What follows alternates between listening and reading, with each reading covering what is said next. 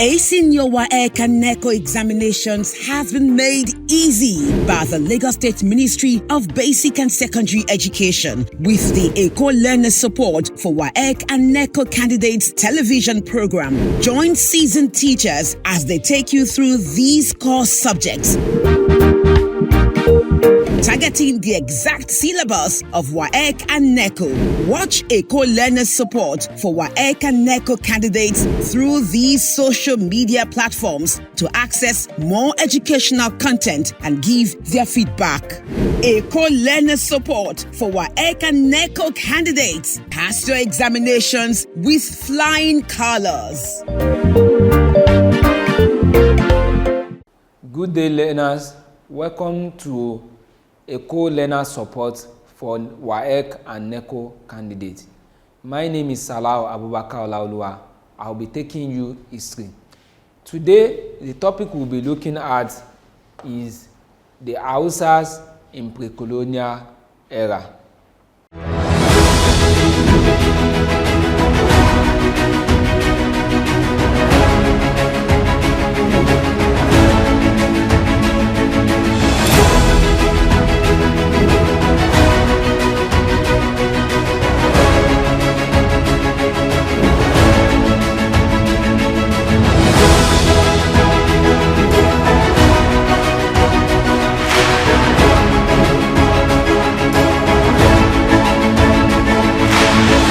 The learning objectives. At the end of the lesson, students will be able to 1. Explain the origin of the Hausa people. 2. Discuss the socio-political structure of Hausa people during the pre-colonial era. And lastly, discuss the nature of economic activities of the Hausa people in the pre-colonial period and the Hausa society during that time. Historical origin of the Hausa people.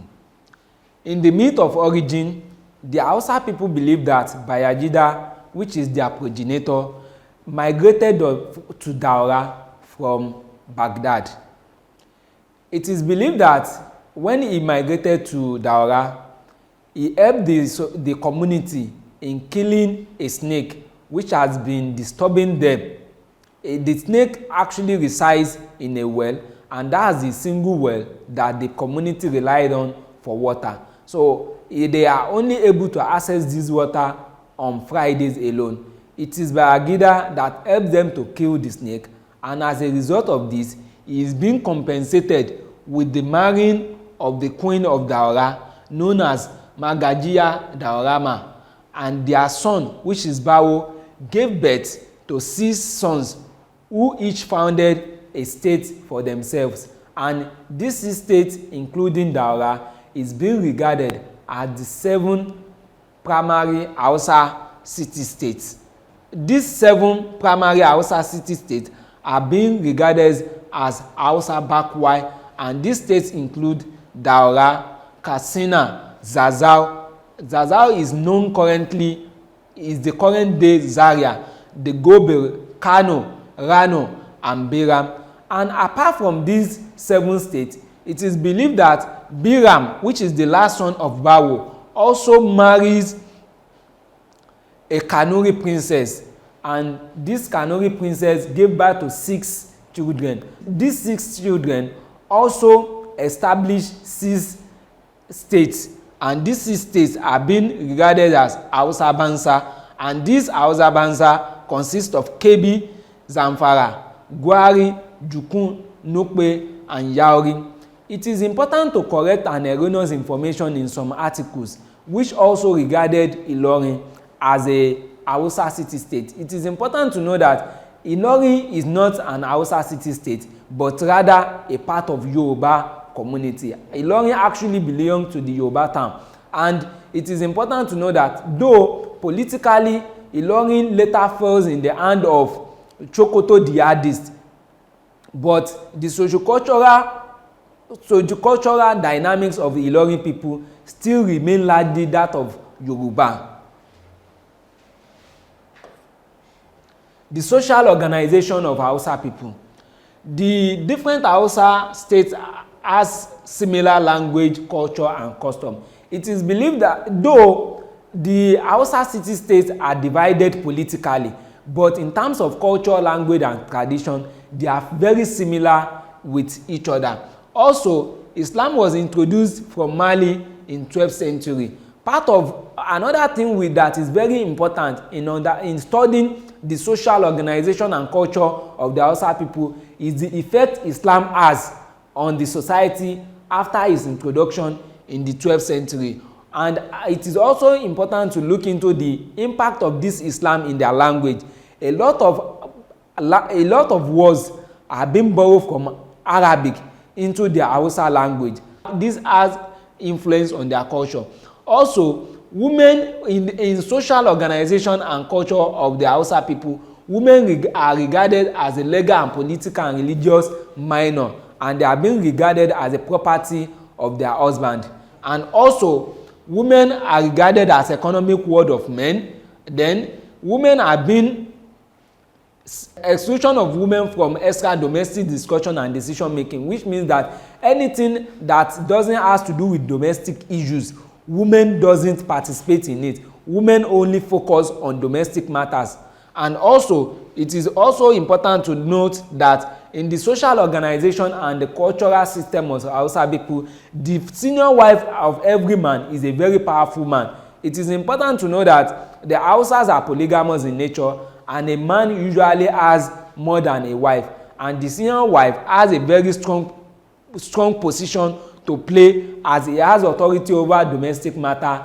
He monitors the other wives. He serves as their mentor, as their advisor, and he makes decisions for them, which the husband usually doesn't interfere with. Those are the things to look at in their social and cultural aspect. Then we also look at the political organization of the Hausa people during the pre-colonial time. The first thing to know is that they are organized in city-states, a form of loose confederate. Each state is independent on their own. They have their own system of government, rule themselves, have their own judiciary, and control their affairs individually. But it is important to know that despite each state being independent, they also sometimes work hand in hand for the benefit of everybody. Also, each state is centralized kingdom under the leadership of a Sarkin. During the pre-colonial time, each Hausa state is a centralized state on itself, and it is being headed by a Sarkin, not an emir. It was after the Sokoto Jihad that the emirs the position of the Sarkin are being replaced by the position of an emir, and that is why till today you still see some people regarding the emir, the 16th emir of Kano, which is Muhammad Sanusi II, as the Sarkin of Kano, which is the real and original Hausa title of the king of Kano, the Sarkin of Kano. Also, the administrative units are subdivided into districts and village areas. It is important to know that apart from the city, state and the capital, the regional and the surrounding area are being divided into districts and village area, which also has their own leaders, and these leaders are usually selected from people of noble birth who also report to the Sarkin. And also institution of kinship, clientship and patronage. Just like I mentioned that the selection of the district leader and the village leader are based on nobility birth, the kinship, clientship and patronage is an important aspect of holding position, holding a title, holding a land, and even it also has a lot to do with economic prosperity of every individual within Hausa state. If you are not born of nobility, it is very hard for you to climb through the ladder and become successful. And also, it is important to know that it is a feudal state whereby land are being owned by some laws which are being given to the commoner to live on, and in return the feudal lord are being compensated with loyalty, with workmanship, with revenue and with patronage. Then Also, we'll be looking at the economic activities in Hausa land in pre-colonial time.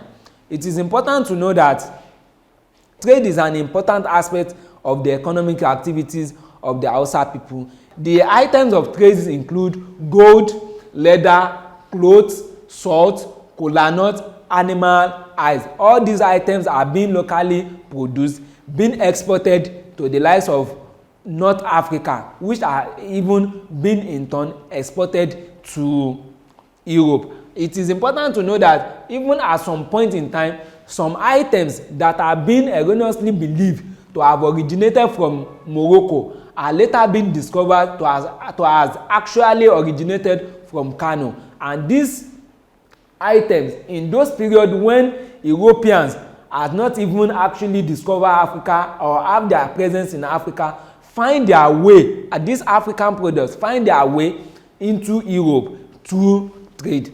Also, we will look at the local industry.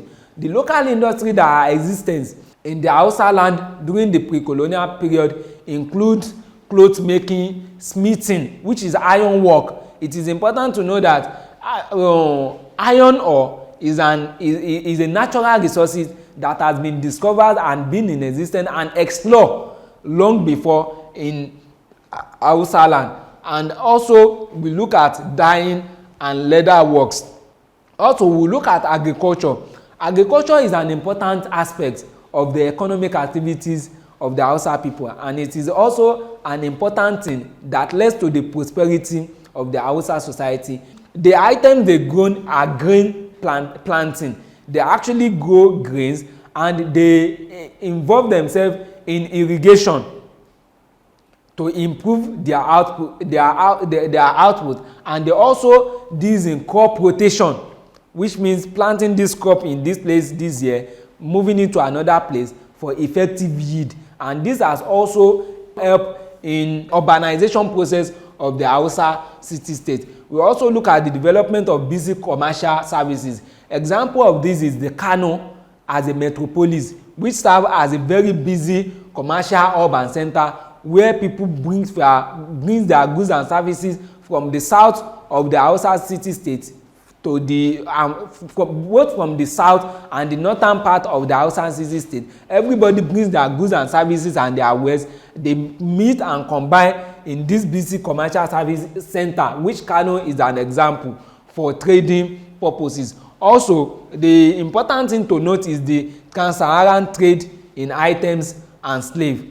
Trans-Saharan trade route is an important aspect in the life of Hausa people during the pre-colonial era, and cultivation of food crops to support expanding population, because one important thing is the cultivation of food crops. This helps them in the support of large population in city center and the expansion of the society. Then we will be looking at the impact of Islam on the Hausa society. We will look at these pictures here. Looking at this picture here depicts a student in front of the teacher learning Arabic, learning scripts written in Arabic, and this is a depiction of female students who are being converged together in a place learning Arabic, and also the worship places and worship center in Arabic. So we'll be looking at the impact and effect of Islam on Hausa land. The introduction of Islam in Hausa land has a lot of impact on the society, and it brought about a great revolution and change within their society. The first one we'll be looking at is that it helps in the solidification of political power.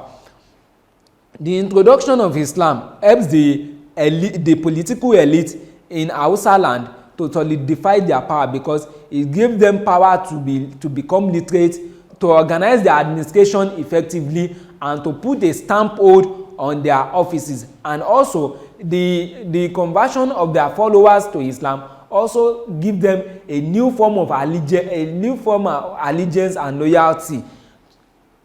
And these are the things that the political elite enjoy that solidify their power. The creation of new offices, e.g. the Waziri, the Galadima, and the Siroma. Also, introduction of Sharia law and judicial reform.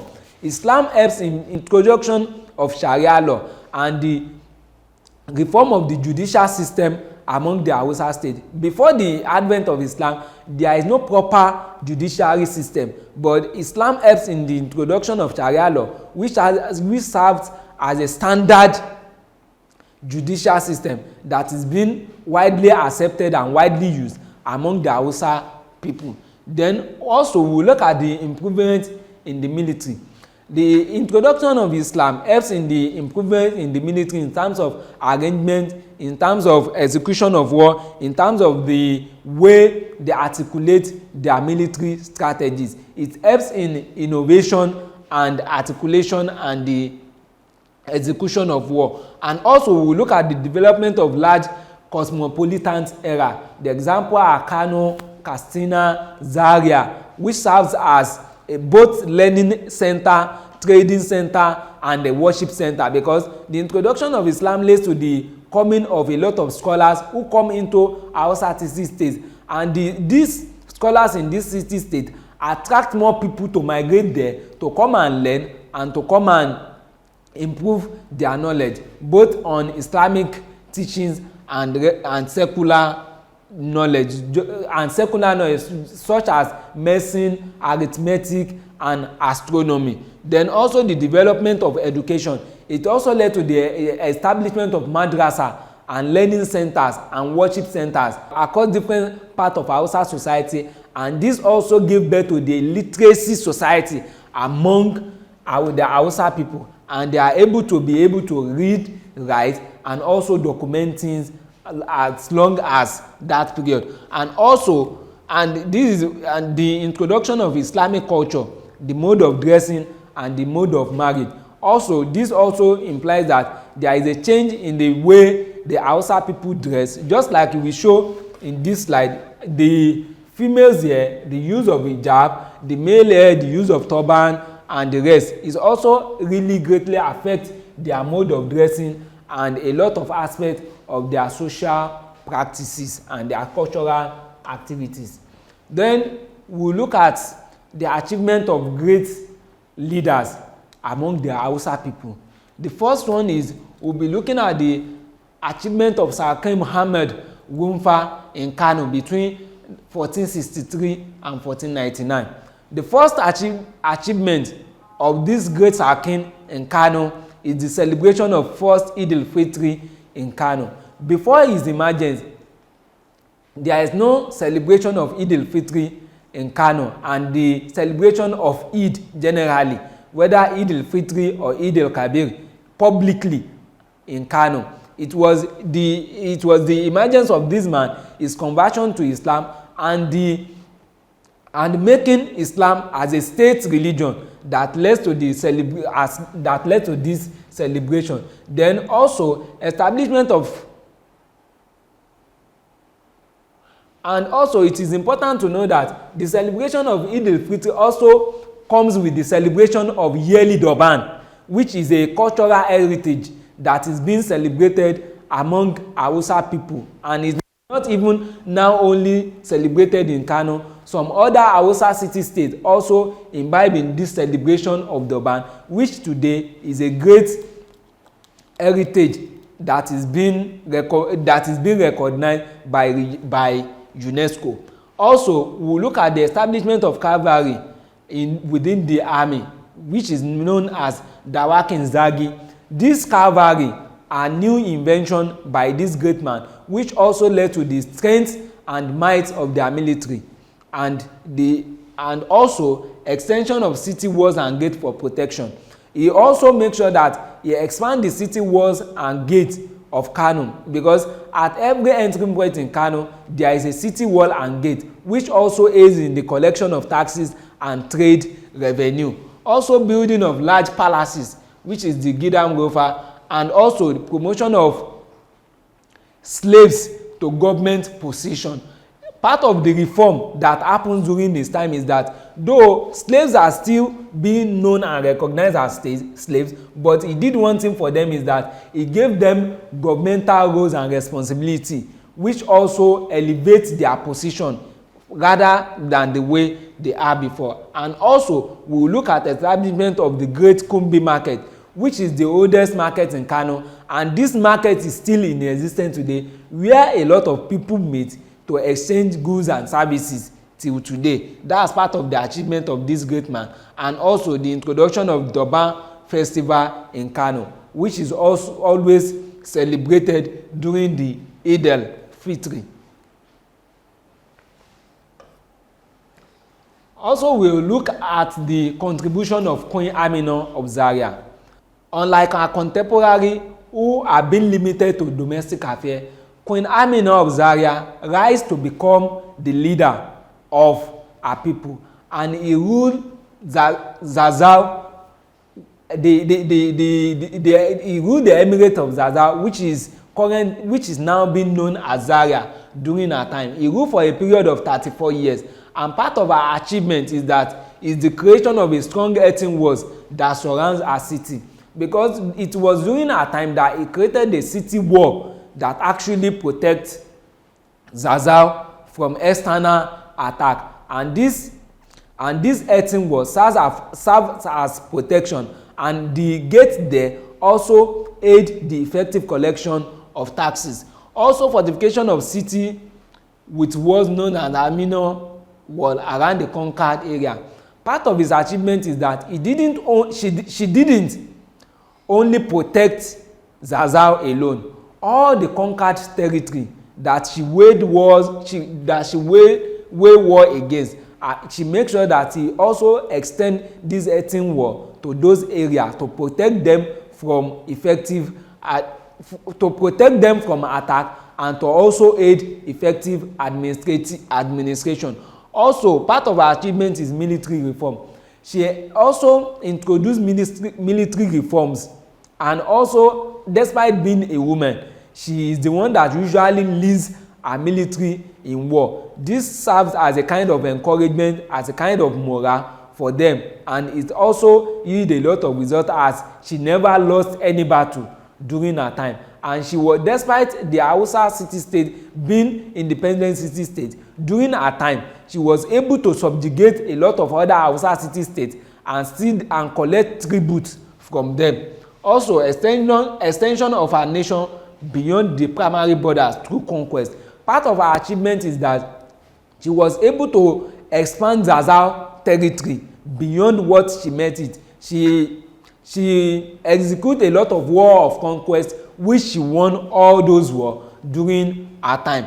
Also, reduction of conquered cities to a vassal state. It is important to know that during her time, she was able to conquer a lot of contemporary Hausa city-states who are previously independent, and bring them and subjugate them under her rule. And she made sure that she collected tribute from them and relegated them to a vassal state. And also, it is important that she was the one that introduced kola nut cultivation in Zaria, and today kola nut is an important cash crop that is thriving in the north. The strive and the introduction of the thriving of kola nut we see in the north and among the northerners today is as a result of the contribution of Queen Amina of Zazzau. The practice question: highlight any 5 factors that were responsible for the disunity among the Hausa states before 1800. This is a question that comes out in the just concluded WAEC for us to know how important the Hausa city-state in the pre-colonial period is as a topic. Answer to the practice question: 1. Competition for power. Each Hausa city-state competes among each other for power, and this struggle and competition for power leaves a lot of vacuum and the ability for external forces to come in and conquer them. Also, economic interest. The economic interest is a very important and is a very important aspect of development, and also it is also an important factor that led to disunity among themselves. Every Hausa city state actually wanted to control this trans-Saharan trade route because they believe that the control of this route will give them an edge, an advantage over others, and the contestation for the control of this route is what led to the disunity among them as a result of economic interest. Also, diplomatic rivalries. The diplomatic rivalries among them, some of them like Kano were able to establish diplomatic relations with other countries like the Empire of Morocco, while others also contest to establish the kind of diplomatic relation. The diplomatic rivalries among them, and for them not to have any political, apart from diplomatic rivalry with external states, there is no diplomatic interaction among themselves. This is a kind of factor that led to disunity among them. Then we will also look at religious differences. Despite the fact that Islam was introduced into the Hausa land in the 12th century and a lot of people within the Hausa land converted to Islam, a lot of them still remain a pagan, and even the pagans among them still exist till today. And the differences between these religions create a form of disunity among the Hausa people. And we also look at the ethnic differences. The disparity among them and the differentiation of the city-state as an independent create the ethnic disparity among them, and this also leads to a forms of disunity among them.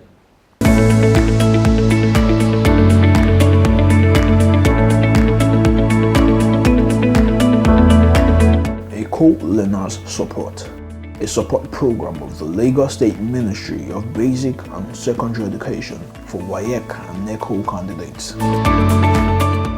Thank you. That's the end of today's class. In case there is any comment, observation, or contribution concerning the topic that we have attended to now, please don't hesitate to reach out to us through any of the social media handle that is being displayed on the screen. Thank you.